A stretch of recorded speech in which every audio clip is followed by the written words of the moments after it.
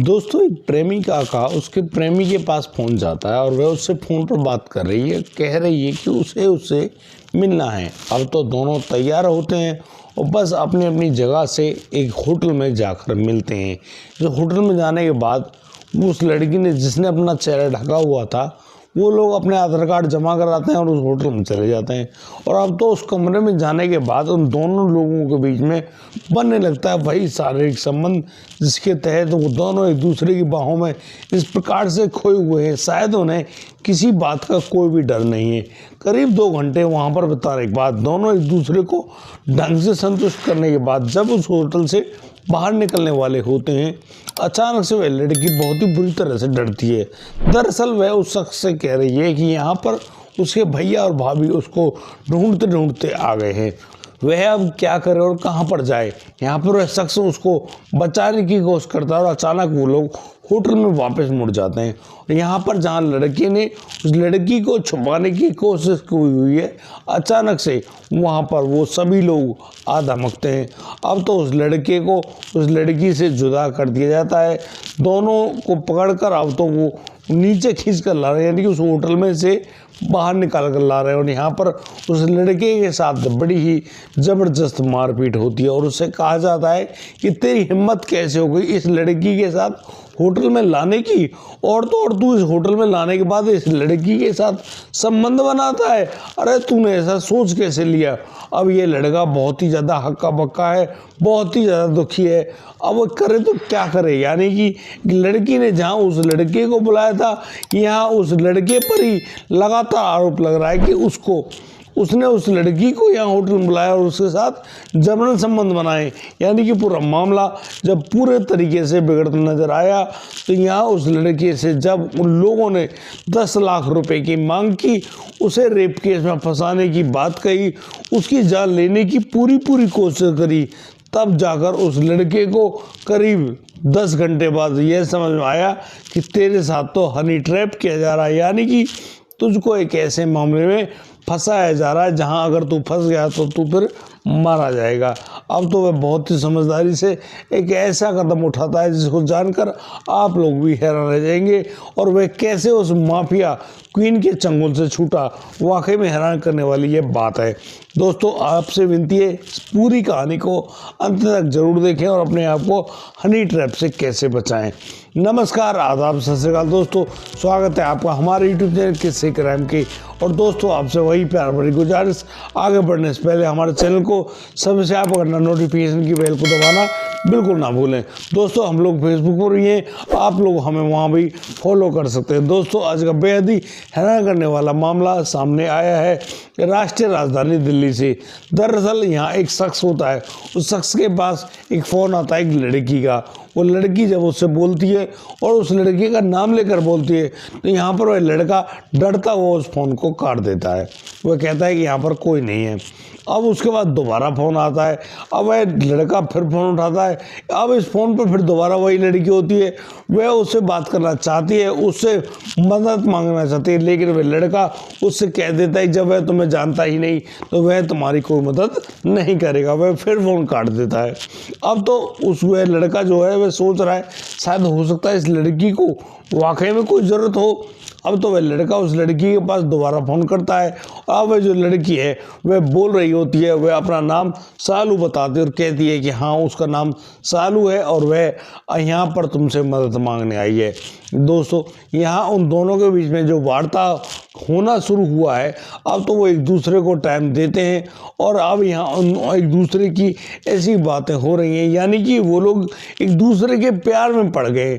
अब दोनों जिस प्रकार से एक दूसरे को चाहने लगे, उन दोनों की मुलाकात होने लगती है।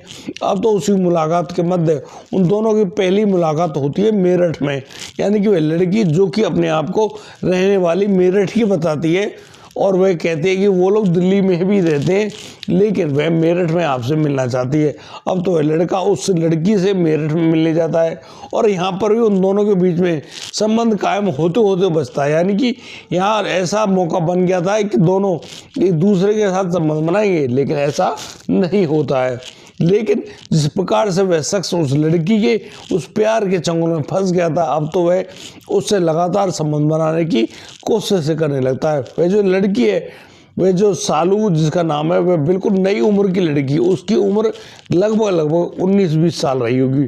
बिल्कुल जवान देखने वाली, खूबसूरत देखने वाली वह लड़की लगातार उस लड़के से कोशिश करने लगती है। बातचीत में उनके बीच में ऐसी बातें चल रही जैसे कि वह लड़की उससे बस संबंध बनाना ही चाहती है। और इसी प्यार से जब उनका यह जो किस्सा है ये आगे बढ़ता है, अब तो वह लड़का और लड़की दोनों एक होने का फैसला कर लेते हैं। यानी कि वो अब दिल्ली के उस ब्लू वैली होटल में आते हैं और यहाँ पर एक दूसरे के साथ कमरा लेते हैं किराए पर, और फिर एक दूसरे के साथ शारीरिक संबंध बनाते हैं और करीब 2 घंटे तक उस होटल के उस रूम में रहते हैं। और यहाँ उन दोनों के बीच में 2 बार संबंध भी बनते हैं, वे भी बिना किसी सुरक्षा के। अब तो यहाँ जब संबंध बनाने के बाद वह लड़की उससे जल्दी करती है कि जल्दी चलो, कहीं घर वाले उनको ढूंढ ना लें। अब तो वह जैसे ही उस लड़की को लेकर उस होटल से जो सीढ़ियाँ हैं उनसे उतर रहा होता है, अचानक वह लड़की चिल्ला पड़ती है और कहती है, अरे उसको तो उसके भैया और भाभी ने देख लिया, जो कि बाहर सामने एक गाड़ी में मौजूद होते हैं। यानी कि एक जो स्विफ्ट कार है, उस कार के अंदर उस लड़की के भैया भाभी मौजूद होते हैं। अब जैसे वो भैया भाभी उस लड़की को देखते हैं, वो लोग भी होटल के अंदर भाग लेते हैं। वह लड़का उस लड़की को बचाने की पूरी कोशिश करता है, यानी कि उसको लेकर जाता है एक साइड में और उसको छुपाकर खड़ा हो जाता है। लेकिन उस लड़की के जो भैया भाभी हैं वो उस युवक को भी और उस लड़की को भी ढूंढ लेते हैं और कहते हैं कि भाई वाह, तुम यहाँ पर रंगरलियां मना रही हो। यहाँ पर उस लड़की से बहुत ही बुरा भला कहा जाता है, यानी कि उसको बहुत बुरी तरह से डांटा जाता है, उसको तो छोड़ दिया जाता है, लेकिन उस लड़के को पकड़ लिया जाता है। अब तो उस लड़की के साथ मारपीट होना शुरू हो गई थी, यानी कि ऐसी मारपीट जिसमें उसमें लात घूंसे सब पड़ रहे हैं। वो लोग खींचकर उस लड़के को वहाँ उस होटल से तो ले आते हैं और फिर उसको गाड़ी में डालकर उसको ले जा रहे होते हैं। यहाँ पर बहुत सारे लोग उसको देख तो रहे हैं, लेकिन सभी लोग प्रेम प्रसंग का मामला समझकर उस लड़के को बचाने की कोई भी कोशिश नहीं करता है। ना वो सभी लोग उस लड़के को पिटता हुआ देख रहे होते हैं और वहाँ से जाता हुआ देख रहे हैं। वो लोग बहुत ही गंदी गाली देते हुए, यहाँ पर करीब 5-6 लड़के होते हैं जो मोटरसाइकिल को भी लेकर आए थे और उस गाड़ी को भी लेकर आए थे। उस गाड़ी में उस युवक को यानी कि उस शख्स को डालकर ले जाते हैं।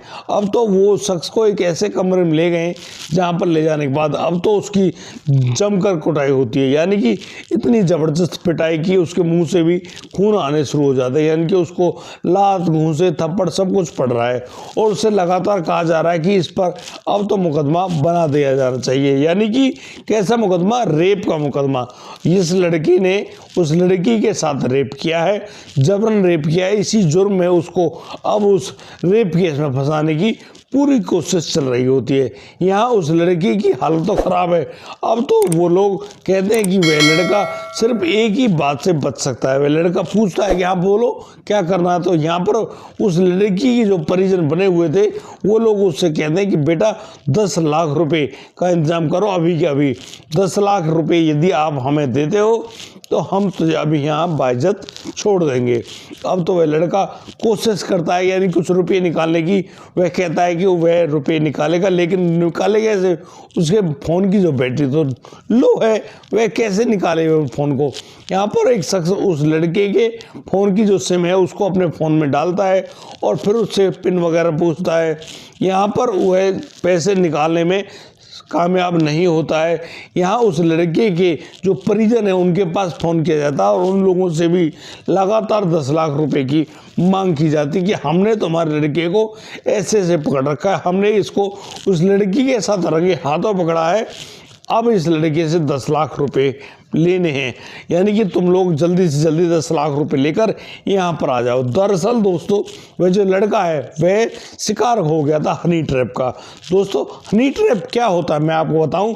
हनी ट्रैप एक ऐसा केस है जिसके मामले में कोई भी महिला या युवक एक दूसरे को एक अपने उस झूठे प्यार के चंगुल में फंसाते हैं।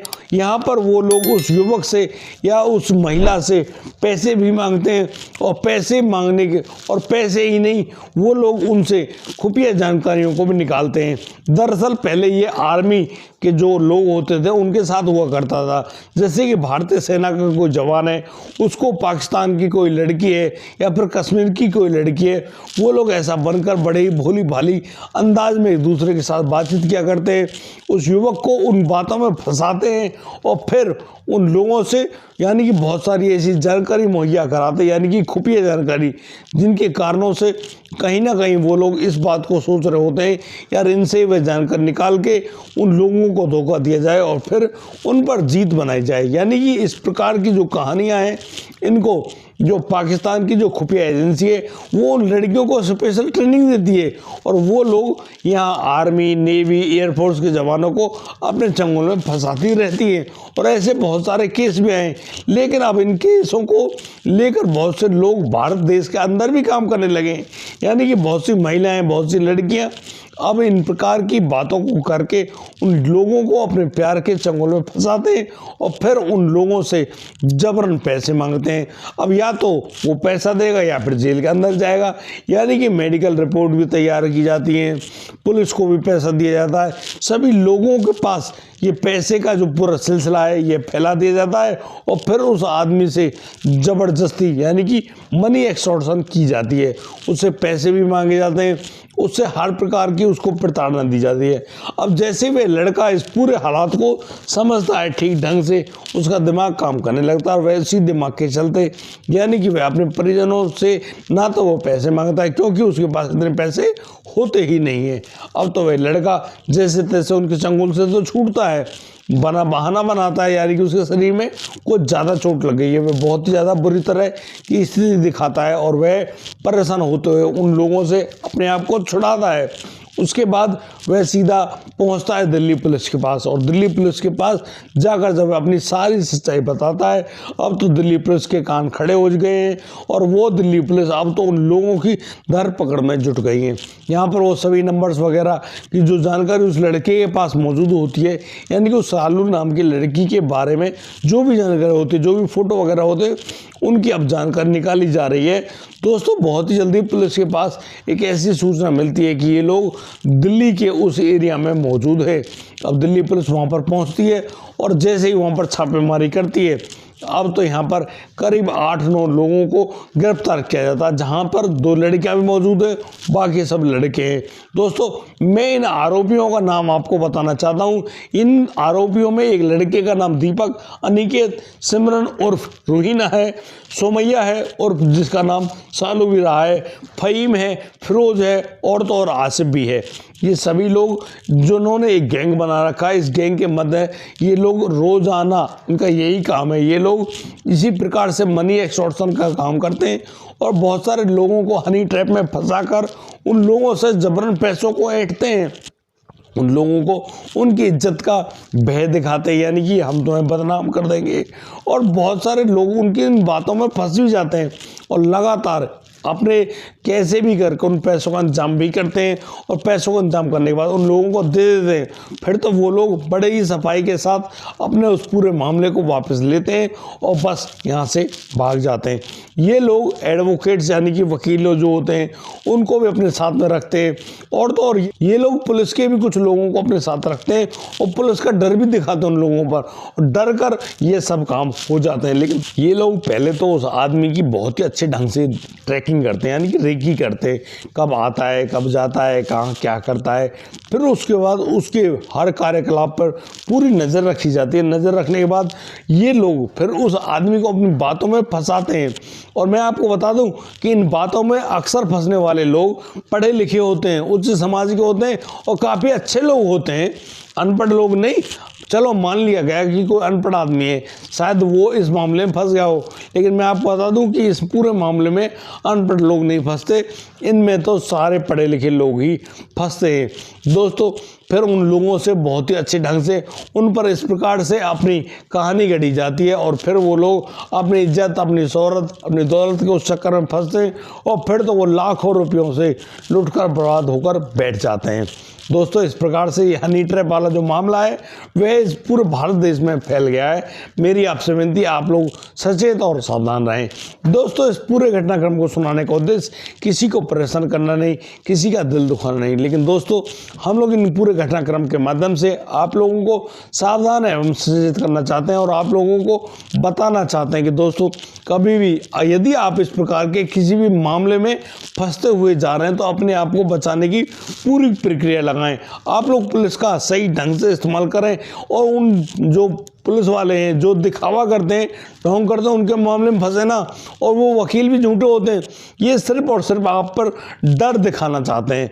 और दोस्तों इस डर के चक्कर में आकर ना तो खुद डरें, ना ही अपने परिवार को डराएं, और तो और उन लोगों की उनकी मेहनत की जो कमाई है उसको ना छीने, वरना ये लोग इसी प्रकार से फलीभूत होते रहेंगे। और ये जो महिला हैं, ये जो अपने शरीर को दिखाकर किसी भी इंसान की जो दिल की कमजोरी है या फिर उनकी जो मानसिक कमजोरी है उसको आगे लाकर उनको फिर इस प्रकार के केसों में फंसाते हैं, यानी कि उन लोगों के साथ संबंध भी बनाते हैं। अब संबंध बना लिया तो भैया हो सकता है हाँ उसका जो रेप करना है वह साबित हो जाए, यानी कि उसने जानबूझ कर संबंध बनाया, लेकिन वो लोग इसको रेप केस बनाना चाहते हैं क्योंकि आपने उससे संबंध तो बना लिया और अब उस संबंध बनाने के चक्कर में वो लोग आपको फिर फंसाएंगे, आपसे पैसे लगातार ऐंठते रहेंगे और ना जाने कितने लोगों ने उन सदस्यों को भी खो दिया, यानी कि वो लोग घबरा कर कुछ ऐसा कदम भी उठा लेते हैं जो कि शायद उनको जीवन में कभी उठाना ही नहीं चाहिए। कभी भी आदमी को इतना ज़्यादा ना घबराना चाहिए कि उसकी स्थिति बहुत ही ज़्यादा खराब हो जाए। दोस्तों आज के लिए सिर्फ इतना ही, लेकिन मेरी बार बार आपसे गुजारिश है, इस प्रकार के हनी ट्रैप, इस प्रकार की चिकनी चौपड़ी बातें, इस प्रकार के अनजान लोगों से इतनी बातचीत ना करें, ना ही उनसे कोई दोस्ती करें और ना ही उनके साथ कोई भी ऐसी जानकारी साझा करें जो कि आपके लिए जानलेवा साबित हो। दोस्तों आज के लिए सिर्फ इतना ही। अब दीजिए मुझे इजाज़त, मिलता हूँ कल, लाता हूँ एक और नया सनसनीखेज मामला। तब तक के लिए आप बढ़िया रहें, बेहतरीन रहें, अपना और अपने परिवार का बखूबी ख्याल रखते रहें। जय हिंद, जय भारत।